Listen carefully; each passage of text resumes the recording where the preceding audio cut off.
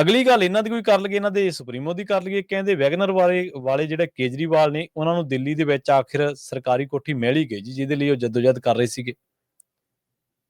ਪ੍ਰਵੀਨ ਜੀ, ਦਿੱਲੀ ਦੇ ਵਿੱਚ ਮੁੱਖ ਮੰਤਰੀ ਲਈ ਵੀ ਕੋਈ ਕੋਠੀ ਦੀ ਪ੍ਰੋਵੀਜ਼ਨ ਨਹੀਂ ਆ। ਠੀਕ ਹੈ ਜੀ। ਦਿੱਲੀ ਉਵੇਂ ਹੋਰ ਸੂਬਿਆਂ ਮੰਗਦੀ ਹੈ ਕਿ ਮੁੱਖ ਮੰਤਰੀ ਲਈ ਇੱਕ ਪੱਕੀ ਮਹਿਲਨੁਮਾ ਕੋਠੀ ਪਈ ਹੈ, ਜਿਹੜਾ ਵੀ ਮੁੱਖ ਮੰਤਰੀ ਆਊਗਾ ਉਸੇ ਨੂੰ ਦੁਬਾਰਾ ਰੈਨੋਵੇਟ ਕਰਾਊਗਾ, ਉਹ 'ਚ ਰਹਿ ਲੂਗਾ। ਜਿਹੜੀਆਂ PWD ਡਿਪਾਰਟਮੈਂਟ ਕੋਲ ਖਾਲੀ ਪਈਆਂ ਹੁੰਦੀਆਂ ਉਹ ਦੱਸ ਦਿੱਤੀਆਂ ਜਾਂਦੀਆਂ ਕਿਆ ਪਈਆਂ ਜੀ, ਇਹਨਾਂ 'ਚੋਂ ਜਿਹੜੀ ਤੁਹਾਨੂੰ ਪਸੰਦ ਆਉਂਦੀ ਹੈ ਲੈ ਲਓ ਜੀ ਜੀ, ਉਹਨੂੰ ਅਲਾਟ ਕਰ ਦਿੱਤੀ ਜਾਂਦੀ ਹੈ ਮੁੱਖ ਮੰਤਰੀ ਨੂੰ। ਤੇ ਜੇ ਮੁੱਖ ਮੰਤਰੀ ਲਈ ਕੋਈ ਪੱਕੀ ਪ੍ਰੋਵੀਜ਼ਨ ਨਹੀਂ ਹੈ, ਫਿਰ ਸਾਬਕਾ ਮੁੱਖ ਮੰਤਰੀ ਤਾਂ ਬਿਲਕੁਲ ਹੀ ਨਹੀਂ ਕੁਛ ਜੀ। ਸਹੀ ਹੈ। ਪਹਿਲਾਂ ਤਾਂ ਕੇਜਰੀਵਾਲ ਸਾਹਿਬ ਸ਼ੀਸ਼ ਮਹਿਲ ਛੱਡਣਾ ਨਹੀਂ ਚਾਹੁੰਦੇ ਸੀ, ਕਿਉਂਕਿ ਉਹ ਟਾਈਪ 8 ਦਾ ਬੰਗਲੋ ਸੀ ਤੇ ਉਸ ਨੂੰ ਇਹਨਾਂ ਨੇ ਰੈਨੋਵੇਟ ਇਸ ਤਰੀਕੇ ਨਾਲ ਕਰਾਇਆ ਕਿ ਜੀ ਲੱਖਾਂ ਦੇ ਪਰਦੇ, ਲੱਖਾਂ ਦੇ ਬਾਥਰੂਮ, ਚਮਚੇ ਕੜਛੀਆਂ, ਹਜ਼ਾਰਾਂ ਸੈਂਕੜਿਆਂ ਵਾਲੇ ਸਰਾਣੇ, ਟੈਂਪੀ ਲੈ ਕੇ ਸਾਰਾ ਕੁਛ ਉਹ ਸ਼ੀਸ਼ ਮਹਿਲ ਇਹਨਾਂ ਨੂੰ ਲੈ ਬੈਠਿਆ। ਉਹ ਲਾਲਸਾ ਵੈਗਨਾਰ ਵਾਲਾ ਬੰਦਾ ਜਿਹੜਾ ਕਹਿੰਦਾ ਸੀ ਘਰੋਂ ਰੋਟੀ ਵਾਲਾ ਡੱਬਾ ਲੈ ਕੇ ਤੁਰਦਾ, ਜਿਵੇਂ ਪ੍ਰਧਾਨ ਮੰਤਰੀ ਜੀ ਬਾਰੇ ਆ ਨਾ ਕਿ ਉਹ ਕਹਿੰਦੇ ਮੈਂ ਤਾਂ ਝੋਲਾ ਉਠਾ ਕਰ ਚੱਲ ਦੂੰਗਾ, ਉਵੇਂ ਕਹਿੰਦਾ ਸੀ ਮੈਂ ਤਾਂ ਰੋਟੀ ਵਾਲਾ ਡੱਬਾ ਘਰੋਂ ਲੈ ਕੇ ਆਉਣਾ ਜੀ, ਤੇ ਮੈਂ ਤਾਂ 2 ਰੋਟੀਆਂ ਆਪਣੀਆਂ ਖਾਣਾ ਜੀ, ਪਾਣੀ ਦੀ ਬੋਤਲ ਵੀ ਘਰੋਂ ਲਿਆਉਣਾ ਜੀ, ਮੈਂ ਤਾਂ ਵੈਗਨਾਰ ਤੁਰਨਾ ਹੁੰਦਾ। ਮੁੜ ਕੇ ਵੈਗਨਾਰ ਨਹੀਂ ਲੱਭੀ, ਚੌਪਰ ਤੋਂ ਥੱਲੇ ਪੈਰ ਨਹੀਂ ਲੱਗਦਾ।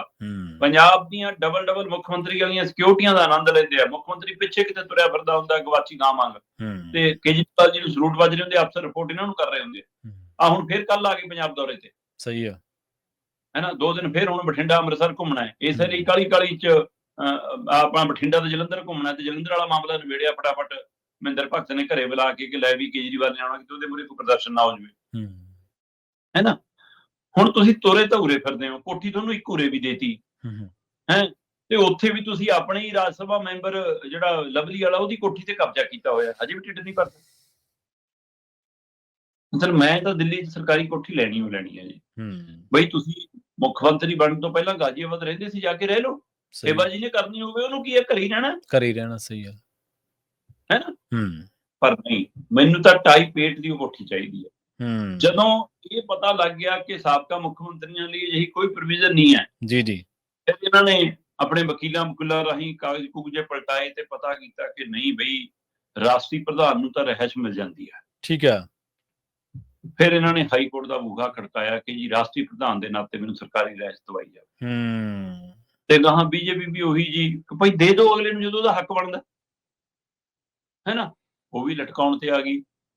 ਜਦੋਂ ਮਾਮਲਾ ਅਦਾਲਤ 'ਚ ਗਿਆ ਫਿਰ ਝਾੜਾ ਪਈਆਂ ਉਸ ਤੋਂ ਬਾਅਦ ਫਿਰ ਜੀ ਕਹਿੰਦੇ ਕੋਠੀ ਉਪਲਬਧ ਕਰਾਤੀ। ਹੁਣ ਟਾਈਪ 7 ਦੀ ਕੋਠੀ ਬੰਗਲੋ ਮਿਲਿਆ ਜੀ, ਜਦੋਂ ਕਿ ਭਾਲਦੇ ਸੀ ਟਾਈਪ 8 ਦਾ, ਪਰ ਟਾਈਪ 7 ਔਰ ਟਾਈਪ 8 'ਚ ਵੀ ਕੋਈ ਫਰਕ ਨਹੀਂ ਗਾ।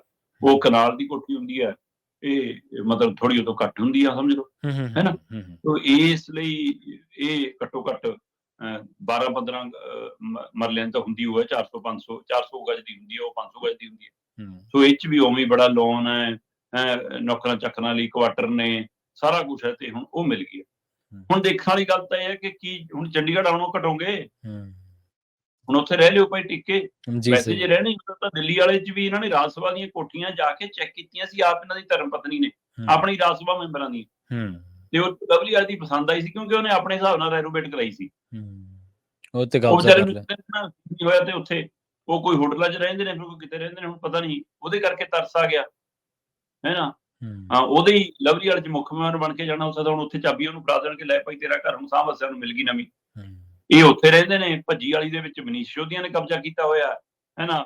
ਸੰਤ ਬਲਬੀਰ ਸਿੰਘ ਸਿੰਚਾਲੀ ਵਿੱਚ ਇਹਨਾਂ ਨੇ ਦਫ਼ਤਰ ਬਣਾਇਆ ਵਾ ਸੀ, ਕਪੂਰਥਲਾ ਹਾਊਸ, ਪੰਜਾਬ ਭਵਨ ਤੱਕ ਇਹਨਾਂ ਦੇ ਕਬਜ਼ੇ ਚੱਲੇ। ਚੋਣਾਂ ਦੌਰਾਨ ਆਪਾਂ ਗੱਲਾਂ ਕੀਤੀਆਂ। ਕੁੱਲ ਮਿਲਾ ਕੇ ਪੰਜਾਬ ਦੇ ਸਾਰੇ ਸੰਸਾਧਨਾਂ ਤੇ ਇਹਨਾਂ ਦਾ ਕਬਜ਼ਾ ਹੈ, ਚਾਹੇ ਉਹ ਬਾਇਆ ਰਾਜ ਸਭਾ ਹੋਵੇ ਤੇ ਚਾਹੇ ਸਿੱਧਾ ਸਰਕਾਰੀ ਥਾਵਾਂ ਹੋਵੇ। ਪਰ ਹੁਣ ਵੈਗਨਰ ਵਾਲੇ ਕੇਜਰੀਵਾਲ ਨੂੰ ਦਿੱਲੀ 'ਚ ਆਪਣੀ ਸਰਕਾਰੀ ਕੋਠੀ ਮਿਲ ਗਈ, ਕਿ ਬਾਕੀ ਕਬਜ਼ੇ ਛੱਡਣਗੇ, ਸਵਾਲ ਤਾਂ ਇਹ ਖੜੂਗਾ।